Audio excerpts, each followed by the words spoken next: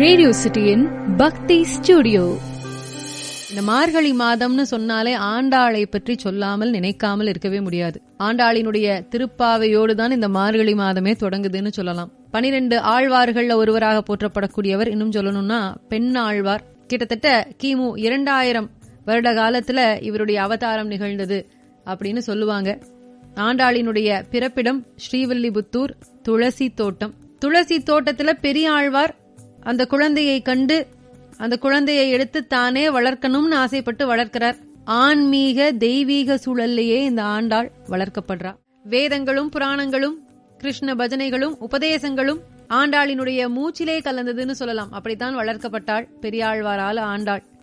கிருஷ்ணனே நினைவு அப்படின்னு கொண்டு வாழ்ந்தவள் ஆண்டாள். அன்றாடம் பூமாலை கட்டி அதை தாம் போட்டு அழகு பார்த்து இறைவனுக்கு கொடுத்தா. பெரியாழ்வார் தன்னுடைய பெண்ணினுடைய இந்த செயலை ஒரு நாள் பார்த்துடுறார். பகவானுக்கு தவறு செஞ்சுட்டோமே, நாம இப்படி அவ போட்டு பார்த்து கொடுத்த அந்த மாலையை கொண்டு போய் நான் பெருமாளுக்கு சாத்திட்டேனேன்னு ரொம்ப வருத்தப்படுறார்.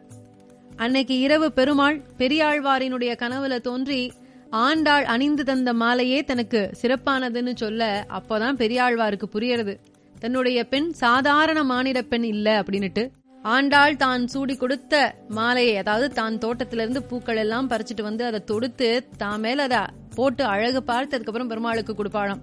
இதை ஒரு நாள் பார்த்துட்ட பெரியாழ்வாருக்கு மனசு ரொம்ப சங்கடமா போயிடுது.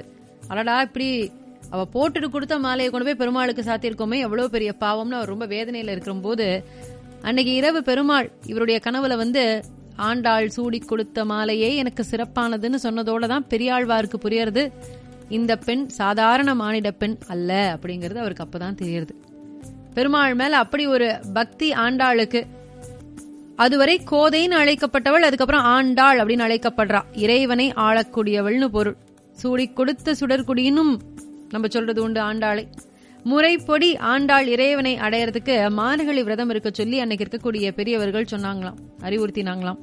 உடனே அதிகாலை தன்னுடைய தோழியர்களோட ஆண்டாள் நீராடி இறைவனை பூஜித்து ஆடி பாடினாள். திருப்பாவை, நாச்சியார் திருமொழி பாடல்கள் எல்லாம் என்னென்னைக்குமே நிலைத்திருக்கக்கூடிய ஆண்டாளினுடைய பாடல்கள்.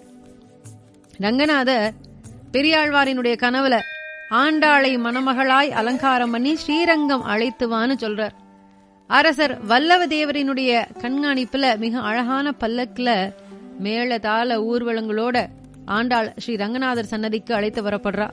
மக்கள் மகிழ்ச்சி ஆரவாரத்துல இருக்கிறாங்க. ஸ்ரீ ரங்கநாதரினுடைய சன்னதியில இறைவனை வணங்கிய ஆண்டாள் ஒளியாய் ரங்கநாதருக்குள்ள ஐக்கியமாயிடுறா. எப்பேற்பட்ட ஒரு பக்தி, எப்பேற்பட்ட ஒரு அதிசயம் இல்லையா? பக்திக்கு இது ஒரு மிகப்பெரிய ஒரு உதாரணம் அப்படின்னு தான் சொல்லணும். அதனாலதான் இன்னைக்கும் கன்னி பெண்கள் தனக்கு மனதுக்கு பிடித்த மணவாளன் அமையறதுக்கு பாவை நோன்பு இருக்கணும் அப்படின்னு சொல்றாங்க. ஸ்ரீ ரங்கநாதர் சன்னதியில இறைவனை வணங்கிய ஆண்டாள் ஒளியோடு ஒளியாய் ஸ்ரீ ரங்கநாதருக்குள்ள ஐக்கியமாயிடுறான்னு சொன்னோம் இல்லையா? அப்படிப்பட்ட ஒரு பக்தி. இந்த ஆண்டாள் பிறந்த ஊர் ஸ்ரீவில்லிபுத்தூர் விருதுநகர் மாவட்டத்துல இருக்கு. ஆண்டாள் கோவில் அப்படின்னு நம்ம சொல்லக்கூடிய கோவில் வந்து வடபத்திர சாயி கோவில். ஆடிப்பூர திருவிழா இங்க ரொம்ப ரொம்ப விமர்சை. 10 நாட்கள் ரொம்ப பிரம்மாண்டமாக கொண்டாடுவாங்க. தேரோட்டம் அன்னைக்கு நடக்கும். அங்க ரொம்ப பிரபலமானதுன்னு சொல்லலாம். மிகப்பெரிய தேர். திருவாரூர்ல பெரிய தேர் இருக்குன்னு சொல்லுவோம் இல்லையா? அந்த திருவாரூர் தேருக்கு அடுத்தது ஸ்ரீவில்லிபுத்தூர்ல இருக்கக்கூடிய தேர் தான்.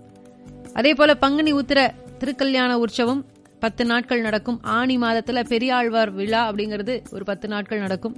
மார்கழி மாதம்னாலே அது ஆண்டாளை மையப்படுத்தி இருக்கக்கூடிய மாதம். முதல் பகல் 10 விழால ஆண்டாளுக்கு கொடுக்கப்படக்கூடிய சீர்வரிசை பார்க்கறதுக்கு அவ்வளவு கண்கொள்ளா காட்சியாக இருக்குமா. வயசுல மிக குறைவா இருந்தப்பவே மனித குலத்திற்கு அர்த்தமுள்ள வாழ்க்கையை, அந்த வாழ்க்கையை வாழ்வதற்கான முறையை கற்றுக் கொடுத்த தெய்வம் இந்த ஆண்டாள்.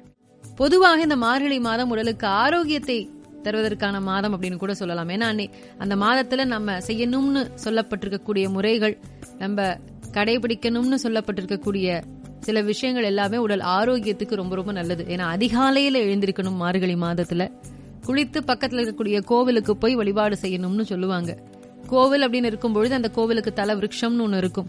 இந்த மார்கழி மாதம் குளிச்சுட்டு அந்த கோவிலுக்கு போகும்போது அந்த தல விருட்சத்துக்கு அடியில உட்கார்ந்து நம்ம வழிபாடு செய்யும் பொழுது அதுல இருந்து வரக்கூடிய அந்த பிராணவாயு உடலுக்கு நல்லது.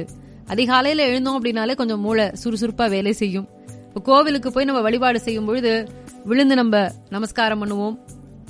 தோப்புக்கரணம் போட்டு தலையில கூட்டி வழிபாடெல்லாம் செய்யறது அப்படிங்கிறது ஒரு பயிற்சி மாதிரி.